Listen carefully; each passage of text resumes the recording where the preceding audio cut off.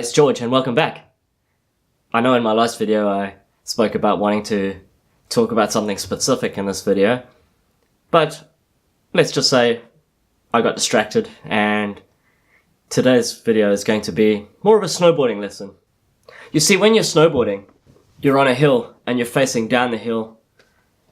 To turn takes commitment. To turn takes you being aggressive. It takes you being forward. It takes you leaning in. You see, when you lean back, you lose control of your board. So you might not want to face down the hill. You might think that facing down the hill is dangerous, that going fast is dangerous. And it is, because if you crash at speed, it can hurt. But what I found is that when I leaned back, when I wasn't committed to making the turn, when I pulled back, the back of the board would dig in, the front would lift up, and I'd crash every time. There was a moment for me where I rode up the side of a bowl and I had a decision to make. I was flat across the top of the bowl and I had a decision to make. I had to turn and face down, or I could slide the board down on its side. And just something clicked in that moment and I said, okay, I'm going to turn. And so I leaned into it and I turned and it worked out, and I managed to turn back and I rode down out the bowl. The friends that I went snowboarding with used to play heavy metal on the drive up the mountain. And I didn't get it. But they said, no, it's about that aggression. It's about getting your mind into the right place where you're fully committed to making those turns. Because when you don't, you crash. And so if you think you're going to crash, if you're scared of crashing, that's when you crash, because you're not fully committed to making your turn. And so you don't get the weight on the front of the board where it needs to be, leaning down that hill to get the board to make that beautiful turn through the snow. Why is that relevant? Well, today we're going to talk about being fully committed, what it means to be fully committed, what it means to be all in, what it means to go all out for something. In Fast and the Furious, Tokyo Drift, Han Lu has this saying. He says, life is simple. Make choices and don't look back. That was incredibly profound when I first heard it, but I didn't quite get it. I didn't quite understand what it meant at a heart level. I could see that there was something there. There was some wisdom there. There was something really relevant to me, but it just sort of floated across the top of my consciousness and never really settled inside. Looking back, all the major achievements, all my major accomplishments in my life have been when I have gone all in, when I have been fully committed to the purpose, when I've been fully committed to the outcome I needed to achieve. All the moments of greatness in my life have been when I had no thoughts of my confidence or whether or not I could achieve something. It wasn't a matter of if I can do something. It was just a matter of I need to do this. Failure or backing out wasn't an option. It wasn't even on the cards. I couldn't back out. There was no scenario where not achieving that goal was even thinkable. There was no option of failure. There was no option to back out. So a few years ago, I'd just lost a job and been made redundant. And I walked into a car dealership because I was thinking of becoming a car salesman. And they had a sign up outside saying that they were looking for salesmen. And so I was very excited. I thought, this is something I could give a go. I went and sat down with the sales manager and we started talking, and he asked me what I wanted to do there. What was I in his office for? And I said, I saw the advert outside and I thought, car sales is something that I'd like to give a go. I'd like to give a try. And that's where the interview ended, because he said to me, we're not looking for people who just want to give this a go. We're not looking for people who just want to give this a try. We're looking for people who are committed to selling. We are looking for people who know what they want and go after it, not just give this a try. I was escorted out of his office and that was it. I thought that was a bit of a strange interview process, but I now understand it a little bit better. I now understand that I wasn't actually ready to put everything into it. We live in a world of FOMO, fear of missing out, and I have been a victim of this. And I say victim, but that's not really true because it's all been my doing. My lack of commitment, my lack of being able to stick with one thing until it's finished has seen me jump careers. It has seen me jump hobbies where I go from one hobby to the next without really ever sticking with it long enough to see any success. And it's the same with my business ideas. I give it a go, but when you give something a go, when you just give it a try, the first obstacle, the first hurdle that you come across is enough to say, maybe that wasn't for me. And then I would drop that and just walk away and move on to the next thing. So that sales manager at that Honda dealership, he knew what he was talking about. He knew. He could see it in me.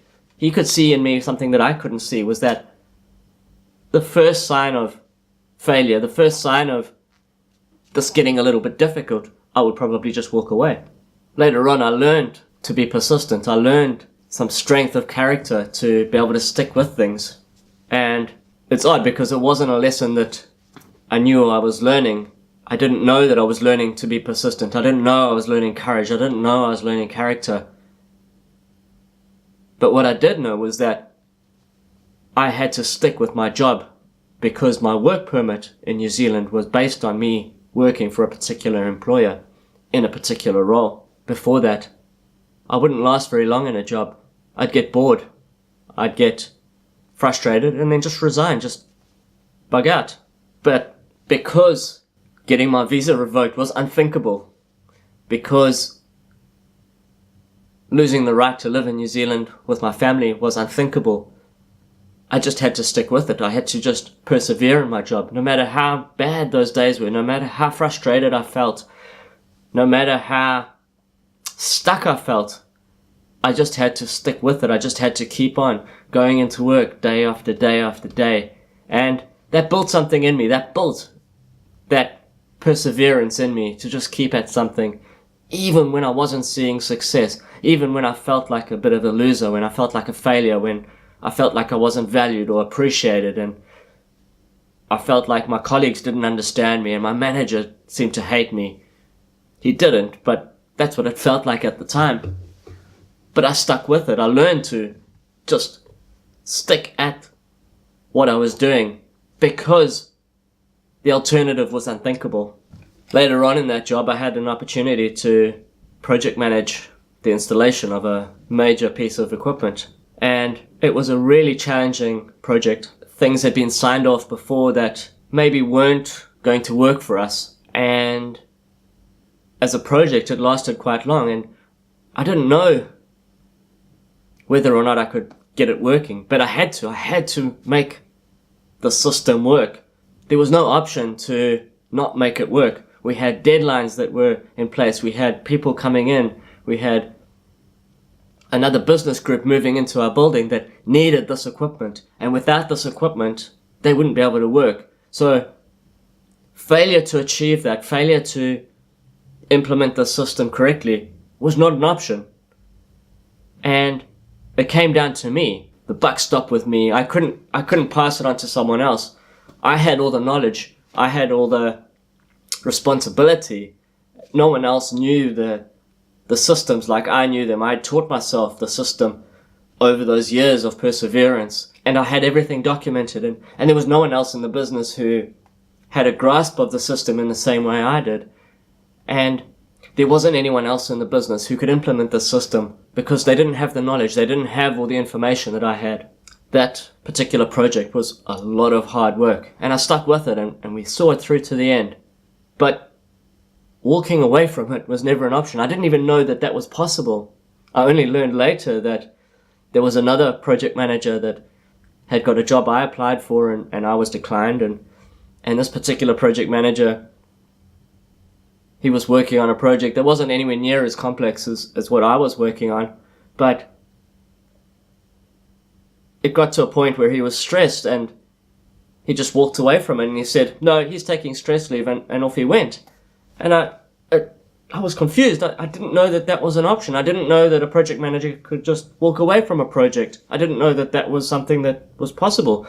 It's funny because had I known that when I was doing this other system project, maybe I would have. Maybe the stress and the frustration would have got the better of me. But because I didn't know that that was an option, I just persevered. And I just kept on going until it was finished. It all rested on me, and I just had to keep on. I had to do what needed to be done. I had to learn what needed to be learned in order to finish this. Last year, I bought a car, and then I bought another car because I wanted to take the engine from the one car and put it in this car. And so I began, and I made a whole lot of decisions based on the outcome that I wanted. But what I didn't realize was that those decisions made my job a whole lot more difficult. Those decisions meant that the knowledge of how the wiring on this particular engine worked just wasn't available to me. It just wasn't out there. No one seemed to know. And because I took that more difficult option, the job ended up being quite a big one. Here's a picture of the car. See how this wiring looks? Yeah, that's a bit of a mess. But funnily enough, I know exactly what's going on here. I know exactly what each and every one of those wires does. Not because I know what I'm doing, but because I was perseverant and I had to figure it out. There was no one else I could turn to. I phoned around, I asked around on the internet, I did extensive research, and no one else seemed to have attempted what I was attempting. Previously, when I got stuck with maybe electronics or car problems, I would turn to my dad for help because he grew up working on cars and doing electronics and is an electronic engineer by trade. And I got him to come and have a look. And after about 20 minutes of trying to explain to him what I could see what was going on, or what I needed to figure out, he turned to me and he said, I don't think I can do this. And that was quite a major thing for me because I've always had my dad to turn to if I got stuck. And so in that moment I realized that this was on me. There was no one else who could do this for me. There was no one else who could make this happen. And yes, I can say that there were some doubts. I had some second thoughts as to whether or not this is something I could achieve. But the car was in pieces in my parents' garage, and failure was not an option. I needed a car going. I needed to make this car work. I needed to get it out because they were going to be selling their property. But not only that, I had spent the last of my savings to buy this car and to get these bits and pieces together. I needed to make the car work. I needed to have a car going. If I tried to sell it in that condition, I'd get nowhere near what it was worth. I wouldn't get my money back for it. And so I just stuck with it, and I had to just go through each wire one by one and try to figure it out. And I had notebooks, and it took me about a month of consistent effort, a month of every day, every night in front of that car, back to Google, back to the car, back to Google, figuring out how this all went together. Here's a quick video of when it actually ran. Okay, so here it goes. Ignition on, lights on, and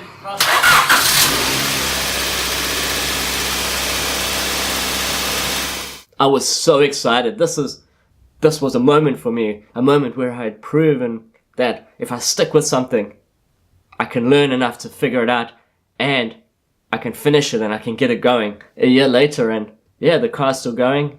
It's still going well. I'm encouraged by that, and I want you to be encouraged by that. I want you to be encouraged because persistence is what will make the difference.